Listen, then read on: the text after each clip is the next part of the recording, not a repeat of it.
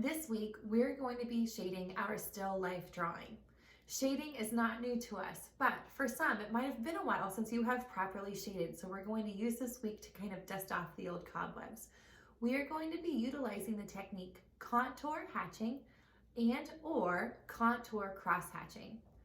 Cross contour lines, if you recall, curve over an object's surface to reveal that object's surface characteristics. When we draw cross contour lines close together and we draw them very lightly close together, we can start shading an object. When we have our shading marks curve over an object's form, it helps portray that object's three-dimensionality. The pencil that I would like you to begin shading with would be a 2H or 4H pencil. If you do not have one of those, you can use a number 2 HB pencil. A number 2 pencil is that normal pencil that you probably have lying around the house. Normally, number 2 pencils are HB pencils. HB pencils have an equal distribution of graphite and lead, or graphite and clay and the lead. So you'll be able to get really, really light marks and really, really nice dark marks. In your still life drawing, I recommend that you change your photograph to black and white. In the shading of your drawing, I'm going to be looking for certain things. 1, did you build up your values slowly? If you build up your values slowly, gradually adding in the darker values, you should be showing gradation. Gradation is a smooth transition of values from dark to light or light to dark. Gradation is easiest to achieve when values are built up lightly in layers.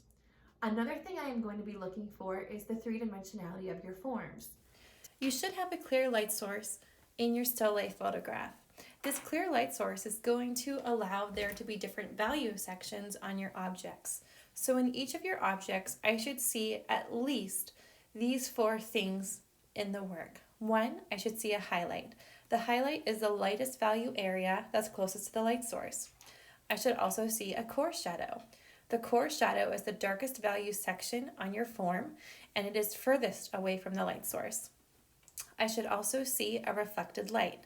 The reflected light is light that's bounced off of the table back onto the object, and that reflected light helps separate the cast shadow from the object.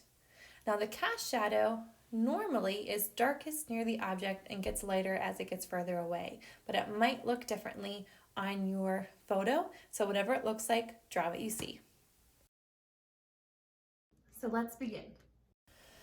The first thing that you're going to want to do is you're going to want to lighten the value of the outline of your drawing. I like to use a kneaded eraser because it absorbs the graphite into the eraser itself and it doesn't leave any tidbits on the drawing.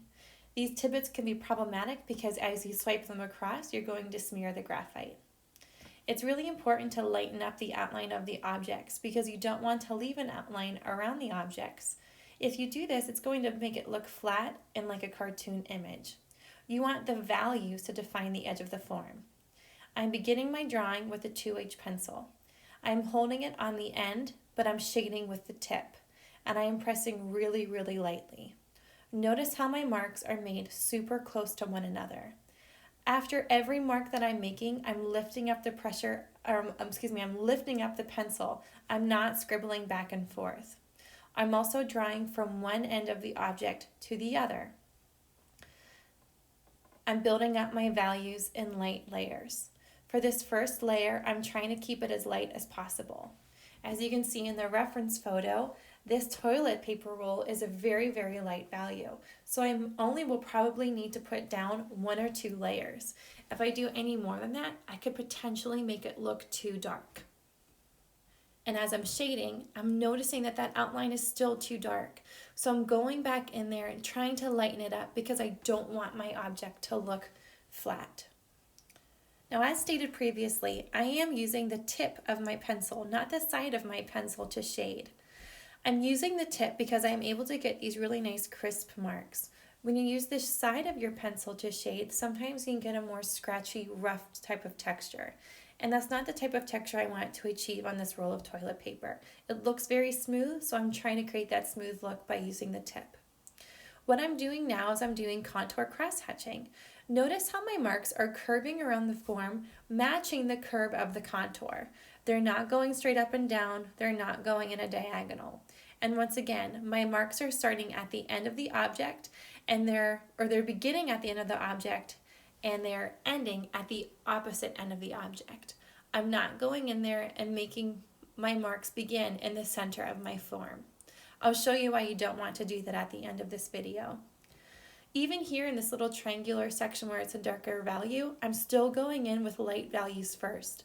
Notice that I'm not trying to match that dark value yet. I'm slowly building my values up to that dark value. And the reason why you want to build up your value slowly is because we want to show that gradation, that smooth blend of values from dark to light or light to dark. Now, as I begin this front face of the toilet paper, you have to think about the surface characteristic.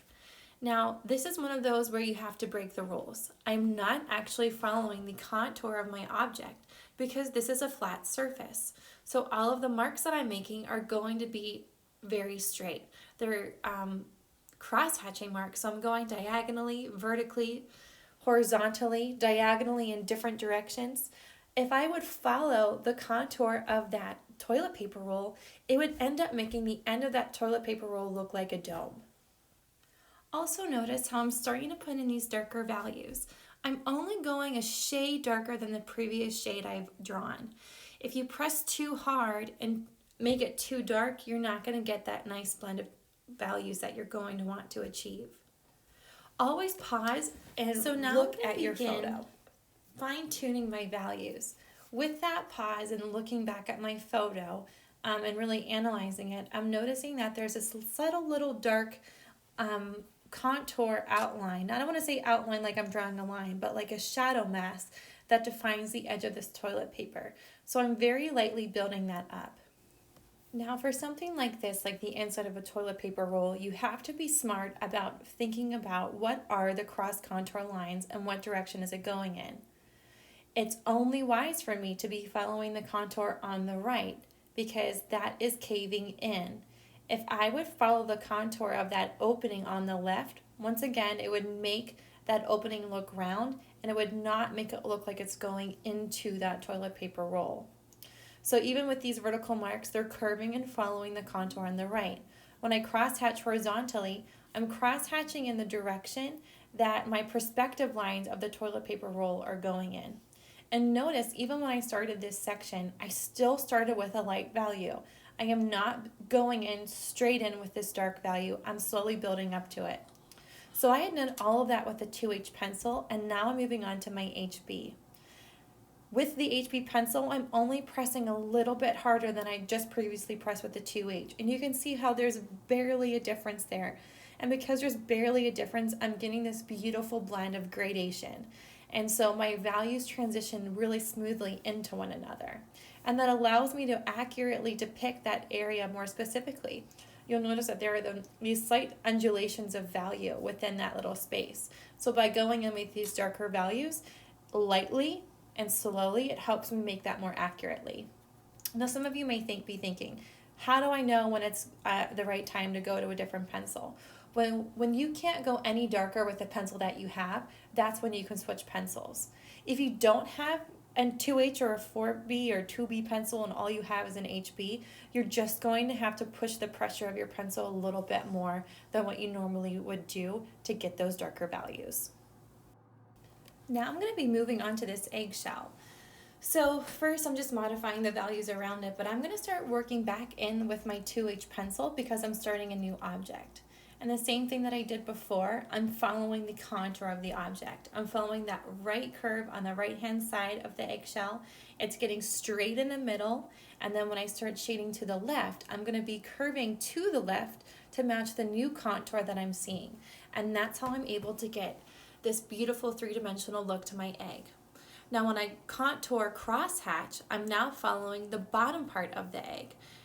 Notice how I was pressing a little bit too hard here. So as I'm shading, I'm pulling up the pressure of my pencil to where it starts fading more into the lighter values. And once again, I'm lifting up my pencil after each mark. I'm not scribbling back and forth.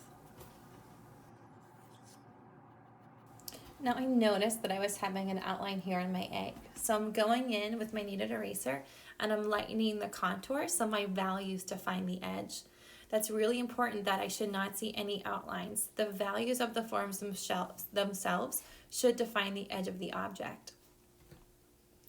And this is the stage where you want to get really nitpicky with the details. Really look for those soft undulations of values within the form.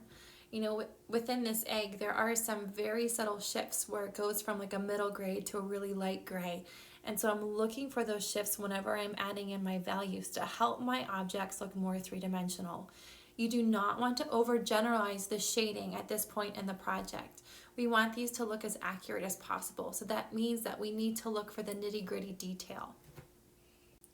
Also, whenever you're shading, please never take your finger and smudge it over top of your shading marks to try to get the values to blend into one another. One, that's an amateur way of drawing that we should not be doing anymore. This is drawing 2. And also, it just makes the look really sloppy. So any gradation of values that you see in your photograph need to be placed in with your line weight pressure of your pencil while you're shading. So here's a couple of things that you should not be doing. One, don't use the side of your pencil to shade. You can see how this kind of makes it look really fuzzy. I also started out pressing way too hard. For this one, I'm also pressing way too hard. Look at how much darker that is than my first layer on the left-hand side of that toilet paper. Even the second layer I'm putting in is way darker than the layer I previously drew. So I'm not getting that transition of values. I'm also scribbling back and forth. I'm not lifting up the pressure of my pencil. Here, I'm even drawing my marks inside the form, not from the edge of the form. When you draw your marks inside the form, you end up getting these little tidbits. Also, avoid outlining your object. You can see how the outline just makes it look like a cartoon image where you're flattening it up. And you can see the difference when you take your time versus when you rush it. So in the still life drawing, I need to see that you're building up your values slowly from light to dark. There should be a smooth gradation of values. Your shaded 3D form should show me a highlight, core shadow, reflected light, if you see that, and any cast shadows. And you need to be drawing all of this using contour cross hatching and or contour hatching. So good luck, have fun, take your time, and if you have any questions and want to show me your work in progress, know that you can email me a picture of your work and I can give you feedback. My office hours, once again, are Monday through Friday, 1:30 to 3 o'clock p.m.